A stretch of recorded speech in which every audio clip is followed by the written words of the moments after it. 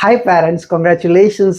अगर आप new parent है तो आपकी जर्नी बहुत ही सुंदर होने वाली है। मेरा नाम डॉक्टर खंजन शाह है और आज के इस वीडियो में मैं आपको ये बताना चाहूँगा कि डे 3 से डे 5 ऑफ लाइफ में आपके पीडियाट्रिशियन आपके बच्चे को बुलाते हैं, उसको चेक करते हैं, तो वो क्यों करते हैं और आप उस जो आपका एक एनकाउंटर होगा पीडियाट्रिशियन के साथ को इसको कैसे मोस्ट प्रोडक्टिव बना के आप उस विजिट से मैक्सिमम बेनिफिट कैसे ले सकते हैं। Ready for it? Let's start it.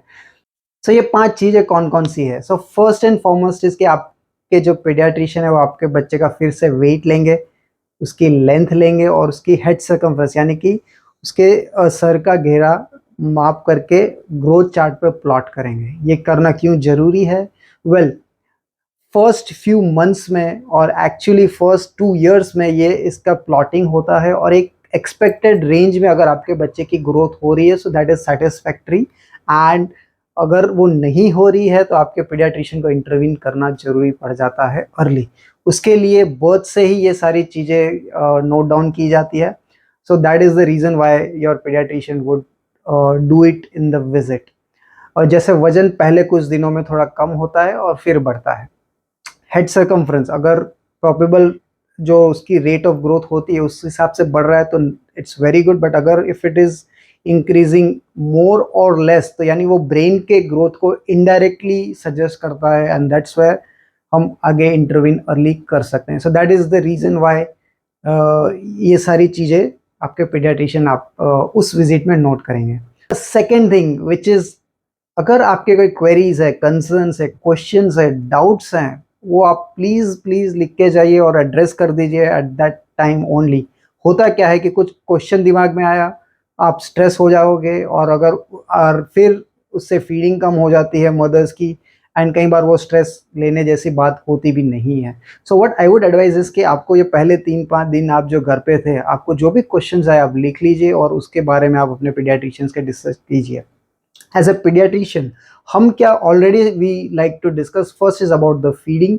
Feeding कैसे देना है, कौन सी पोजीशन में दे सकते हैं, कितनी बार देना है, क्या क्या फीडिंग ऑप्शंस रहते हैं। As a paediatrician we strongly recommend कि सिर्फ ब्रेस्ट फीडिंग ही जाए और टॉप फीडिंग कोई ना हो। तो ये सारे कंसर्न्स या क्वेश्चंस होते हैं, उस पर डिस्कशन होता है। दूसरा है about urine. So urine is an indirect marker कि हमें पता चलता है कि बच्चों को फीडिंग प्रॉपर जा रही है कि नहीं। यूरिन दिन में जैसे हम we expect at least 6 wet diapers होने ही चाहिए इन 24 आवर्स। तो अगर उससे कम हो रहे हैं तो आप अपने पीडियाट्रिशियन के साथ ज़रूर बैठ के ये चीज़ उनके नोटिस में भी लाइए। Third is about stool. Stool कई बार बच्चे दिन में 3 4 5 6 7 बार भी करते हैं, कई बार 3 4 5 दिन तक भी नहीं करते हैं। बट अगर कोई रेड फ्लैग्स या वार्निंग साइंस नहीं है तो आपके पीडियाट्रिशियन आपको सजेस्ट करेंगे not to be worried and be stressful. But या अगर बच्चे ने पहले 24-48 घंटे में स्टूल नहीं किया है, उसका पेट फूल रहा है, ग्रीन वॉमिटिंग हो रही है, ऐसा कुछ भी हो रहा है तो आपके पीडियाट्रिशियन अर्जेंट बेसिस पे उस पे एक्शन लेना चाहेंगे। और ये आपको एट बर्थ पे भी जो मीटिंग होती है उसमें बताया जाता है कि ये चीज़ें आपको ध्यान रखनी है ताकि आपको तीसरे या चौथे या 5वें दिन तक वेट करने की ज़रूरत नहीं होती है। स्टूल का कलर चेंज होता है from dark green tarry like जो मेकोनियम होता है उससे transition stool and then normal stool जैसे बच्चों का होता है, ब्रेस्ट फेड बेबीज का स्टूल होता है, उस पर gradually over the days transition होता है। तो इसके बारे में डिस्कशन होता है। और दूसरी चीज़ is about the sleeping. Normal newborn babies would sleep anywhere around 14 to 18 hours. दिन में सोएंगे, आपको लगेगा कि रात को जग रहे हैं, दिन में सो रहा है। ये सारी चीज़ें होती है जो आपको कई बार स्ट्रेस आउट कर जाती है और वो पीडियाट्रिशियन आपको समझाएंगे और अगर आपका कंसर्न है उसको एड्रेस करना चाहेंगे। तो ये कुछ चीज़ें मैंने आपके बाद अपार्ट फ्रॉम दैट कुछ रैश हो गया, कुछ जैसे कि हिमेंजियोमास होते हैं जो एट बर्थ शायद नोटिस ना किया हो आपने एज अ पेरेंट, और अब आप और जो एज अ पीडियाट्रिशियन हमें लगता है कि it is not something to be worried about. But आपको ये 3 दिन में वो चीज़ जो नोटिस में आई है आप अपने पीडियाट्रिशियन को बताएंगे और उसके बारे में क्या करना है या क्या कुछ भी नहीं करना है वो आपके पीडियाट्रिशियन उस टाइम पे आपको बताएंगे। So this was the second reason why day 3 to day 5 of visit is very important. Third thing, again आपके पीडियाट्रिशियन आपके बच्चे को एक्सपोज करके डिटेल्ड पूरा एग्जामिनेशन करेंगे। कोई एक्सटर्नल मालफॉर्मेशन कुछ मिस कई बार हो जाता है एट बर्थ टाइम, जैसे कि हिप्स है, लेग्स में कंजेनिटल टेलिपस इक्विनस वेरस है। सो कुछ एक्सटर्नल मालफॉर्मेशन अगर है कि नहीं वो चेक करेंगे। आइज़ में देखेंगे कि आइज़ में रेड रिफ्लेक्स है कि नहीं है, तो वाइट रिफ्लेक्स तो नहीं है, तो उसके बारे में क्या करना है। या कई बार कुछ बच्चे कंजेनिटल कैटरैक्ट यानी कि मोतिये के साथ भी पैदा होते हैं, तो वो चीज़ें मिस ना हो वो देखते हैं। उसके डेवलपमेंट, रिफ्लेक्सेस, वो सारी चीज़ें भी पीडियाट्रिशियन चेक करेंगे। एंड जॉन्डिस डे 3 डे 5 पे पीडियाट्रिशियन पीलिया जो हम बोलते हैं उसको चेक करेंगे।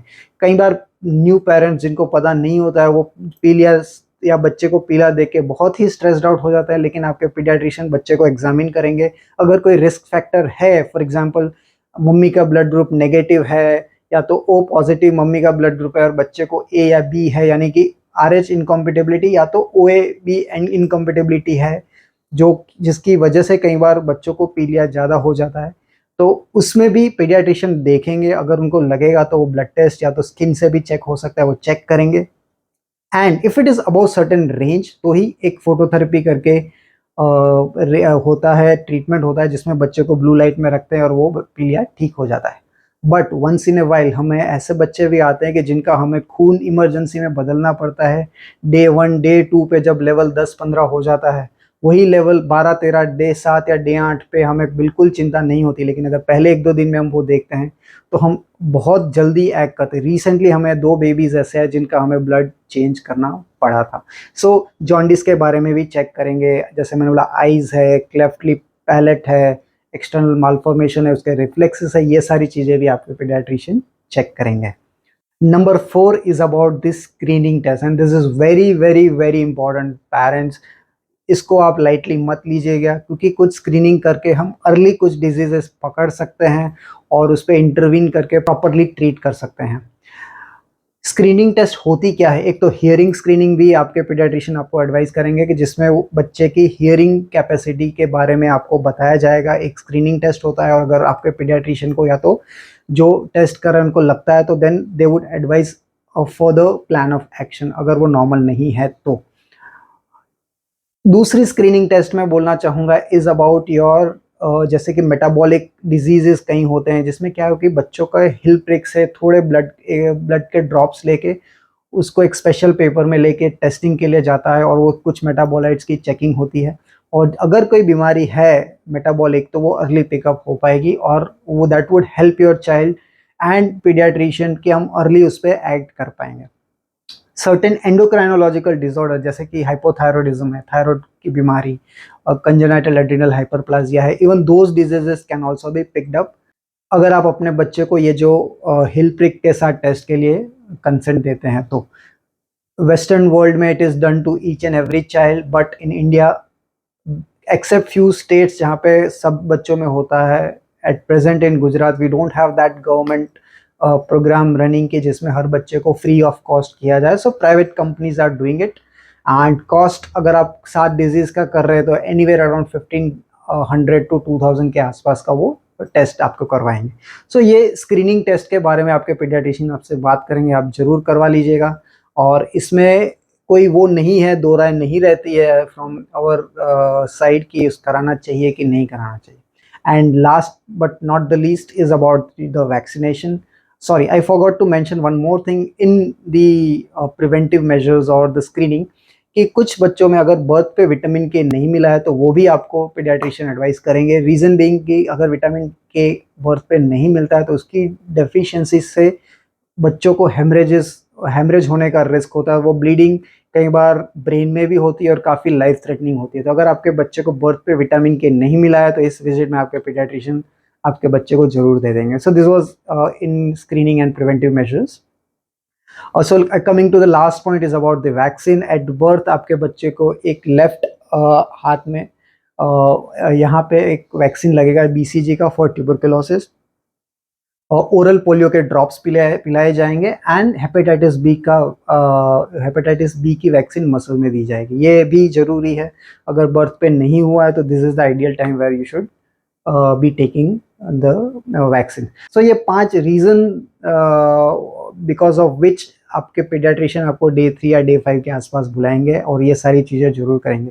आई होप आपको ये वीडियो पसंद आया हो। आपके कोई ऐसा टॉपिक है जिस पे if you like me to talk about scientifically, please put that in comment. और आपको ये वीडियो पसंद आया तो ज़रूर लाइक कीजिएगा, शेयर कीजिएगा, कमेंट कीजिएगा। If you are new to this channel, please subscribe.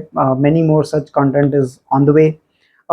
What I have studied my statistics is that my videos are viewed by 70 to 80% who have not yet subscribed. जिन्होंने अभी subscribe नहीं किया है वो मेरा content consume कर रहे हैं and they are liking it. So I hope if you have not subscribe इस चैनल को सब्सक्राइब भी कीजिए। Thank you so much parents.